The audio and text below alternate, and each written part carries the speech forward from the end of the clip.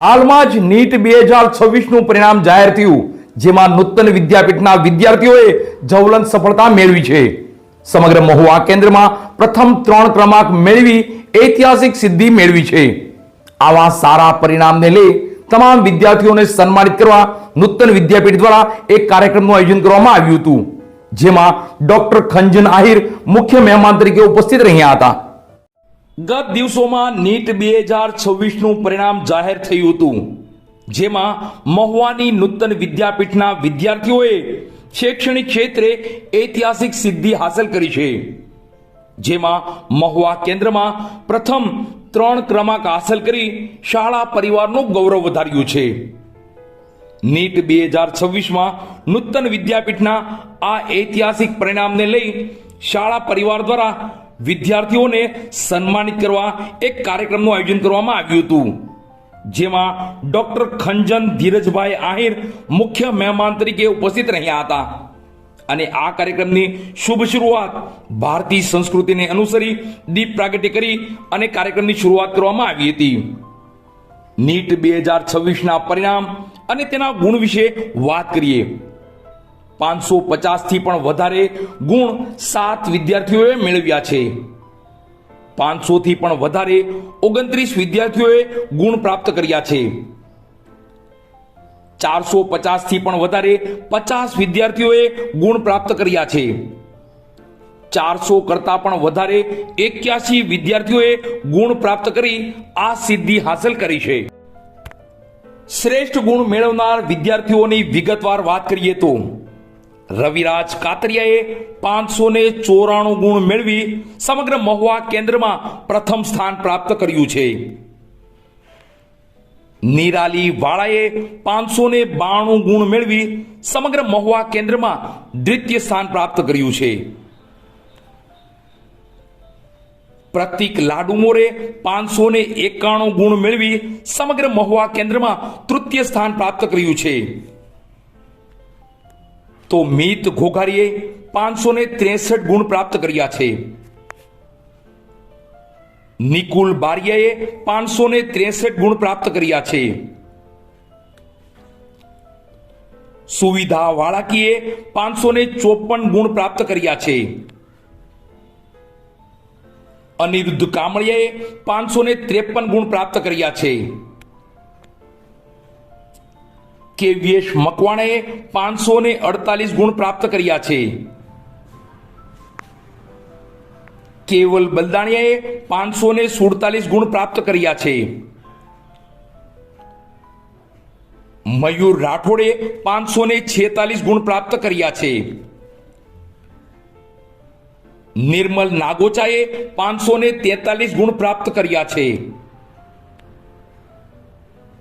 પૃથ્વી શોરાએ 541 ગુણ પ્રાપ્ત કર્યા છે.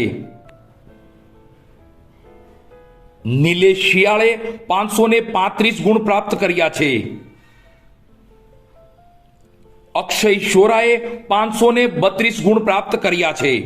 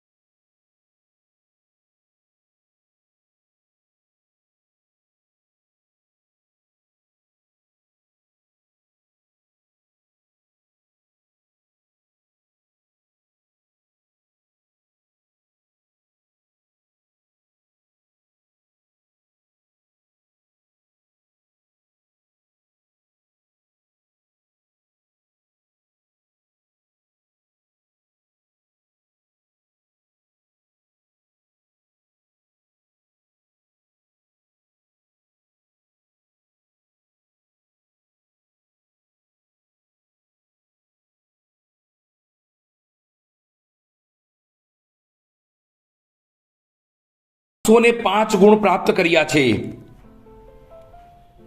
ભૌતિક સિસારાએ 502 ગુણ પ્રાપ્ત કર્યા છે. મહેન્દ્ર ઝાંઝડાએ 501 ગુણ પ્રાપ્ત કર્યા છે.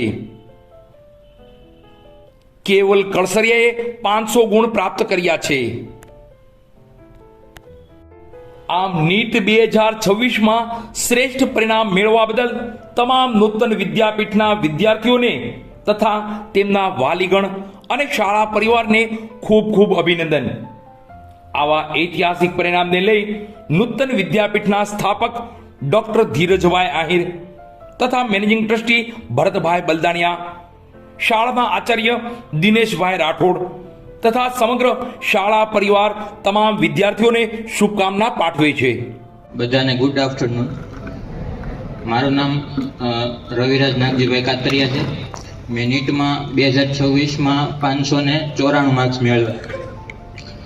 અહીંયા 2 વર્ષનો મારો અનુભવ હું તમને જરીક જણાવું તો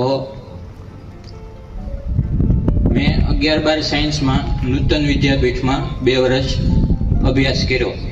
તો એમાં શિક્ષકોનો ઘણો સપોર્ટ, શિક્ષકોનું આ જે 2 વર્ષ દરમિયાન જે સપોર્ટ હોય એની આખી ટીમ, એનો જે ડાઉટ સોલ્યુશનનું હોય, તો એ એક આપણે જે સક્સેસ છે એમાં થોડુંક નહીં પણ ઘણું બધું વધારે એનું જે છે એ કામ હોય. એટલે ત્યારબાદ એક વાત છે રિવિઝનની. તો આપણે ગમે એટલું શીખી લઈએ પણ જો એનું રિવિઝન ન કરીએ તો એ આપણને છેલ્લે રેન્ક છે એ બૂસ્ટ ન આપી શકે. આપણે 11 સાયન્સમાં આખું વર્ષ તૈયારી કરીએ પરંતુ જે લાસ્ટ મંથ હોય ગુજકેટ પછીનો, એમાં આપણે જો 11 સાયન્સનું રિવિઝન ન કરી શકીએ તો આપણો જે શીખેલું છે એ બધું ફોગટ જતું હોય. એમાં રેગ્યુલર ટેસ્ટનું પણ વાત આવી જાય કે આપણે રેગ્યુલર ટેસ્ટ આપવી જોઈએ. એનું જે એનાલિસિસ, કયો પ્રશ્ન ખોટો પડ્યો હોય એનું પણ આપણે એનાલિસિસ કરવું જોઈએ. અને કોઈ વખત ઓછા માર્ક્સ આવે તો એનાથી આપણે એવું નક્કી નહીં કરી લેવાનું કે હવે મારથી થઈ શકે એમ નથી. આપણે ઓછા માર્ક્સ આવે તો એનાથી કંઈક શીખવું જોઈએ કે આગળ હવે મહેનત કરીએ તો એમાં કંઈક આપણે મહેનતમાં બૂસ્ટ લાવી. અને રેગ્યુલર ટેસ્ટ અને રિવિઝન છે એ લાસ્ટમાં ઇમ્પોર્ટન્ટ હોય છે. અને આપણે જે લાસ્ટ મંથ હોય એમાં 11-12 સાયન્સ બંનેનું જે છે એ તૈયાર કરવાનું હોય. એટલે અને શિક્ષકોનો પણ સપોર્ટથી આપણને અહીંયા નૂતન વિદ્યાપીઠમાં ખૂબ આગળ વધે એવી બધાને શુભેચ્છાઓ. અસ્તુ. Thank you.